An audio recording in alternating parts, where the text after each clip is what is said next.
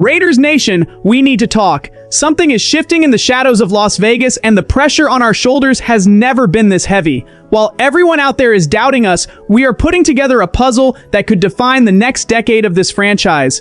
Are we ready for the truth, or are we just lying to ourselves with promises of a rebuild?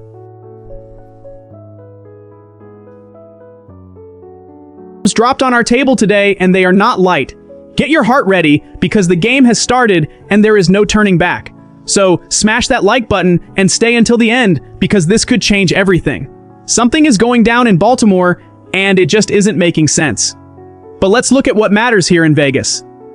The burning question is, was our rookie, Fernando Mendoza, thrown to the Wolves, or is he in the perfect spot to shine?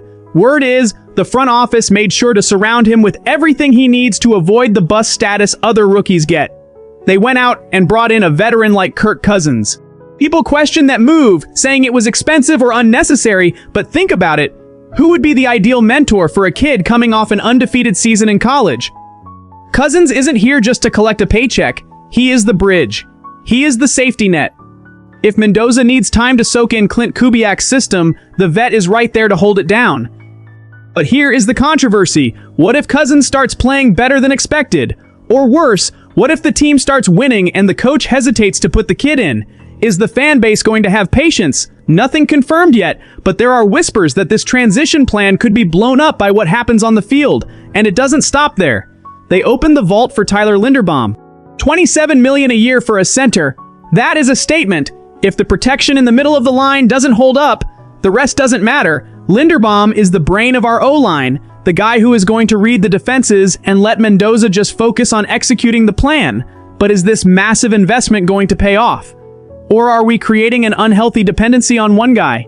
Kubiak's wide zone system demands absolute discipline. If the execution fails, the heat falls straight on the coaching staff, and we have Brock Bowers. The guy is a freak. Comparing Bowers to legends like Gronk or Kelsey is a massive weight for a kid this young, but the potential for him to be that safety valve for Mendoza is real when the game gets tight. That is who the quarterback trusts. Ashton Jeanty in the running game is a high-stakes gamble too. If our offense can balance the passing game with a constant threat on the ground, Mendoza won't have to carry the world on his shoulders. But let's be honest, what we see on paper rarely translates exactly to the field. The expectation is that, at 22, our guy turns into one of the best in the league. Is that too much pressure for one person? The risk is there. If this plan is executed poorly, the rebuild could suffer a painful delay. We are looking at the most important season in years. Is it total success or the start of a long crisis? Time will tell, but the tension is already here.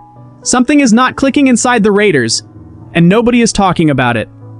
We know the rebuild is real, but what happens if the boat starts rocking too early? The trade market is quiet, but it could explode at any moment.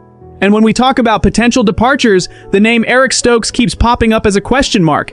He came in, had a solid first season, but is he really the piece we need for the future, or just an asset to be moved? With so many young talents coming up in the secondary, space is getting tight. If he gets put in the shop window, who is going to pay the price we want? And here is the Kirk Cousins question again. If things don't go as planned for Mendoza, or if the rookie shines faster than the staff projected, the vet becomes a valuable trade chip. He has the experience that many teams desperate for a playoff run need. Imagine a scenario where a contender loses their starter to an injury. The phone in Vegas is going to ring. The question is, are we willing to lose that insurance if the transition plan isn't followed? Now, take a deep breath, because we have to talk about the elephant in the room, Maxx Crosby. Yeah, this one still hurts.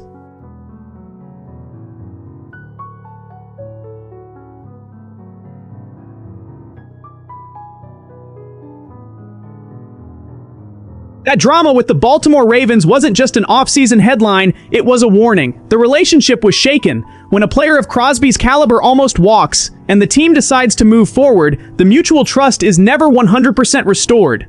Reports say the market cooled off. Nobody wants to pay the price of 2 first-rounders right now, but it only takes a winning streak from a competitor desperate for a pass rusher for things to change. Nothing is set in stone, but the rumors about the team's willingness to capitalize on Crosby for future assets aren't going to die anytime soon. He is an infinite motor. He is the soul of the defense. Trading Crosby would be a clear sign that the front office gave up on the short term and is looking 2 or 3 years down the road. Is the fan base ready for that? The backlash would be instant. Or is it the cold, calculated strategy we actually need? It's a high-stakes chess game, and if one of those pillars falls, can the rest of the structure hold? The next few weeks of training camp are going to be crucial to define who stays and who might have their bags packed. This situation on our roster, it deserves attention right now. Wide receivers. The most intriguing and, maybe, the most dangerous group on the entire team.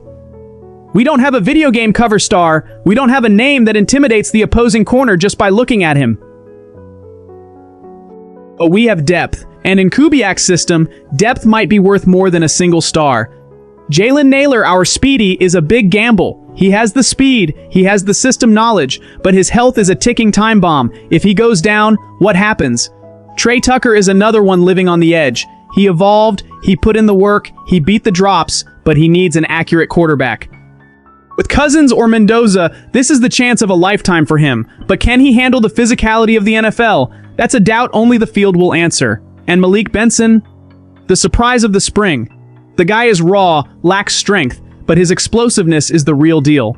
He's a threat on special teams, and if he starts catching big passes, the room for the vets is going to vanish fast. And what about Jack Beck? He is the classic case of patience versus opportunity. He needs to prove last year's performance was just a fluke. If he fails now, a trade seems inevitable. There is a market for him, and the front office knows it. It's business. If someone else shows more hunger, Beck might be the odd man out. Same goes for Dante Thornton. That name has got to be keeping a lot of people up at night. The guy disappeared when the competition level went up, and he has a real chance of being cut if the rookie Benson shines. The spots are running out and the clock is against them. Derike Young is another one who only keeps his job if he's a machine on special teams. Contracts don't lie, and his is the first one that can be deleted if someone cheaper and more efficient comes along. And EJ Williams Jr. He is the underdog. He has talent, just needs to adjust his routes and cuts. If he fits in, someone is losing their spot. The provocative question I'll leave you with is, will this a lot of guys, no stars strategy actually work against elite defenses? Or are we just putting off the problem of needing a true WR1? Nothing confirmed yet on who makes the cut, but the fight is going to be brutal. If this actually happens and we start cutting guys the fans love, the chaos is going to be inevitable. But deep down, this fierce competition might be exactly what this team needs to find its true heroes. Who is going to survive the final cut? 3 scenarios, 3 different paths, but only one goal, the survival and glory of Las Vegas. The development of Mendoza, the volatility of the trade market, and the fierce battle for the final roster spots show that there is no comfort zone this year. We are in a rebuild, yes, but the bar has been raised to the clouds. We are on the edge between a collapse and a historic page turn. Now I want to hear from you, is all this competition a good sign of strength, or are we just watching a problem grow? Drop your opinion in the comments. Have you ever stopped to think about what's going on with our LAS Vegas Raiders this 2026 season? It's a roller coaster of emotions, and we're all on the edge of our seats. We've got news ranging from game-changing signings to trade rumors that might divide the fan base. Is our GM building a monster or just dreaming big? Stay with me, because what's coming up is pure fire. So, do you think this season is going to be the best in Raiders history? Drop a comment, subscribe, and join our membership club for just $99 to support the channel.